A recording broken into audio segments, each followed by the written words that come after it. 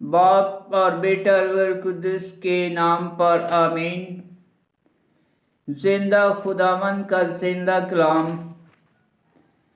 ارمیہ نبی کی کتاب اس کا 51 باب۔ خداوند یوں فرماتا ہے، دیکھ میں بابل پر اور لیب کامائی کے باشندوں پر ایک ہلاکت کرنے والے کی روح ابھارنا چاہتا ہوں، اور میں بابل پر پھٹکنے والوں کو بھیجوں گا تو وہ اسے پھٹکیں گے اور اس کے ملک کو خالی کریں گے، کیونکہ وہ اس کی مصیبت کے دن اس کی چاروں طرف اس کے خلاف ہوں گے۔ کمان کس اپنی کمان کھینچیں اور اپنے ذرہ کے ساتھ آئیں، تم اس کے جوانوں کو باقی نہ رہنے دو، اس کے سارے لشکر کو ہلاک کرو۔ دیکھ کلدانیوں کے ملک میں مقتول اور اس کے کوچوں میں چھیدے ہوئے پڑے ہیں، کیونکہ اسرائیل اور یہودا اپنے خدا سے یعنی رب الافواج سے رنڈاپے میں نہیں چھوڑے جاتے ہیں، حالانکہ ان کا ملک اسرائیل کے قدوس کی نافرمانی سے بھرا ہے۔ بابل کے درمیان سے بھاگو اور ہر ایک اپنی جان کو بچائے، اس کی بدی میں شریک ہو کر ہلاک نہ ہو، کیونکہ یہ خداوند کے انتقام کا وقت ہے، پس وہ اسے بدلہ دے گا۔ بابل خداوند کے ہاتھ میں ایک سونے کا پیالہ تھا جو تمام دنیا کو متوالا کرتا تھا، قوموں نے اس کی میں سے پیا، اس لیے وہ دیوانے ہیں۔ بابل ناگہاں گر گئی اور برباد ہوئی، اس پر ولولہ کرو، اس کے درد کے لیے بلسان لو، شاید اسے شفا ہو جائے۔ ہم نے بابل کا علاج کیا پر وہ اچھی نہ ہوئی، اسے چھوڑ دو اور ہم ہر ایک اپنے ملک کو چلے جائیں، کیونکہ اس کی سزا افلاک تک پہنچتی ہے اور بادلوں تک بلند ہے۔ خداوند نے ہماری صداقت کو اشکارا کیا، پس آؤ ہم صیون میں خداوند اپنے خدا کے کام کا بیان کریں۔ تیروں کو تیز کرو، ترکشوں کو بھار لو، کیونکہ خداوند نے شاہ مدائی کی روح کو ابھارا ہے اور بابل کے خلاف ارادہ کیا کہ اسے برباد کرے، کیونکہ یہ خداوند کا انتقام یعنی اس کی ہیکل کا انتقام ہے۔ بابل کی فصلوں کے مقابل جھنڈا کھڑا کرو، پہرے کی چوکیوں کو مضبوط کرو، نگہبان مقرر کرو، کمین گاہیں تیار کرو، کیونکہ خداوند نے جو ارادہ کیا یعنی جو قصد باشندگان بابل کے خلاف کیا وہ پورا کرتا ہے۔ اے تو جو نہروں پر رہنے والی اور بھاری خزانوں والی ہے، تیرا انجام آ پہنچا اور تیری حرام خوری حد تک پہنچی۔ رب الافواج نے اپنی ذات کی قسم کھائی ہے کہ حالانکہ میں نے مخلوق کی مانند تجھے آدمیوں سے بھر دیا، تو بھی تیرے خلاف للکارے جائیں گے۔ وہ جس نے زمین کو اپنی قدرت سے بنایا اور جہان کو اپنی حکمت سے قائم کیا اور افلاک کو اپنی دانش سے پھیلایا، اس کی آواز پر آسمان میں بہت پانی کا شور ہوتا ہے۔ وہ بخارات کو زمین کے کناروں سے اٹھاتا اور میںہ کے لیے بجلیوں کو پیدا کرتا اور ہوا کو اپنے مخزنوں سے نکالتا ہے۔ ہر ایک آدمی علم کے لحاظ سے کند ذہن ہو گیا اور ہر ایک زرگر اپنی موت سے شرمندہ ہوتا ہے، کیونکہ اس کی ڈھالی ہوئی مورت جھوٹ ہے اور اس میں جان نہیں۔ یہ چیزیں باطل اور یہ کاراگری قابل تمکثر ہے، اور ان کی سزا کے وقت میں وہ فنا ہو جائیں گی۔ یعقوب کا بکرا ان کی طرح نہیں، کیونکہ وہ سب چیزوں کا خالق ہے، اور اسرائیل اس کی میراث کا قبلہ ہے۔ رب الافواج اس کا نام ہے، تو میرا ہتھوڑا اور جنگی ہتھیار ہے، پس میں قوموں کو تجھ سے توڑ ڈالتا ہوں اور مملکتوں کو تجھ سے برباد کرتا ہوں، اور میں تجھ سے گھوڑے اور سوار کو توڑ ڈالتا ہوں، اور تجھ سے رتھ اور اس کی سواری کو توڑ ڈالتا ہوں، اور میں تجھ سے مردوزن کو توڑ ڈالتا ہوں، اور تجھ سے بوڑھے اور بچے کو توڑ ڈالتا ہوں، اور تجھ سے لڑکے اور لڑکی کو توڑ ڈالتا ہوں، اور تجھ سے چرواہے اور اس کے گلے کو توڑ ڈالتا ہوں، اور تجھ سے کسان اور اس کے جوڑی بیل کو توڑ ڈالتا ہوں، اور تجھ سے سرداروں اور حاکموں کو توڑ ڈالتا ہوں۔ یوں میں بابل کو اور تمام باشندگانِ کلدان کو اس ساری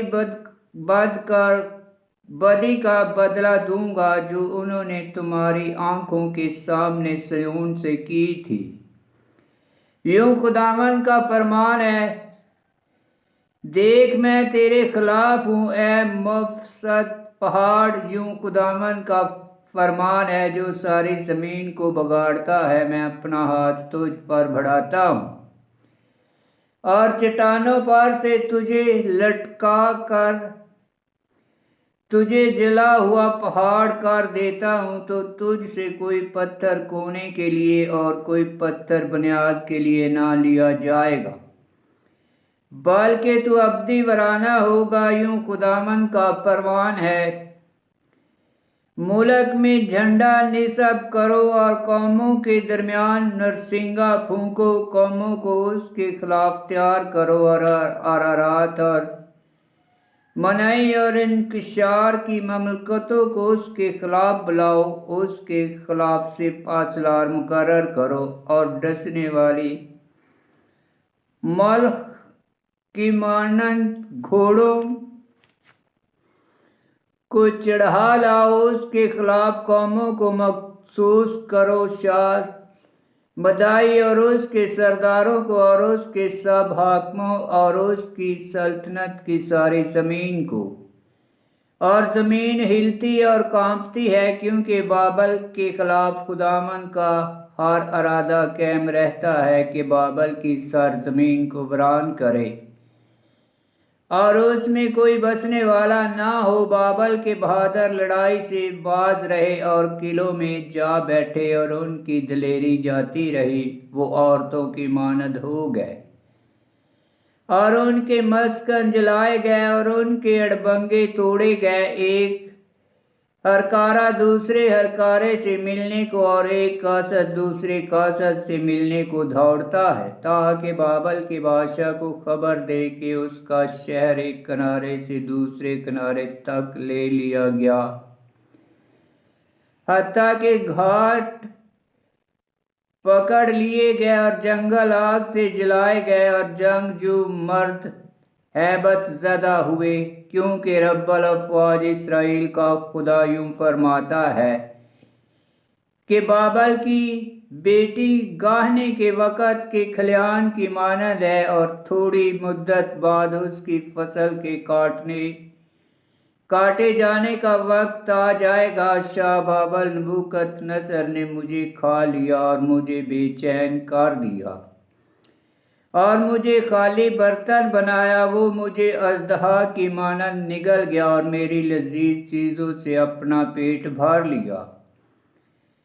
پھر مجھے باہر پھینک دیا۔ صہیون کی رہنے والی کہے کہ میرا مظلوم گوشت بابل پر پڑے اور ویران، اور یروشلم کہے کہ میرا خون باشندگانِ کلدان پر ہو۔ اس لیے رب الافواج یوں فرماتا ہے، دیکھ میں تیرے مقدمے کے لیے جھگڑوں گا اور تیرا انتقام لوں گا، اور اس کے سمندر کو سکھا دوں گا اور اس کے چشمے کو خشک کروں گا، اور بابل کھنڈر اور گیدڑوں کا مسکن اور باعث عبرت اور باعث تمکسر ہو جائے گا۔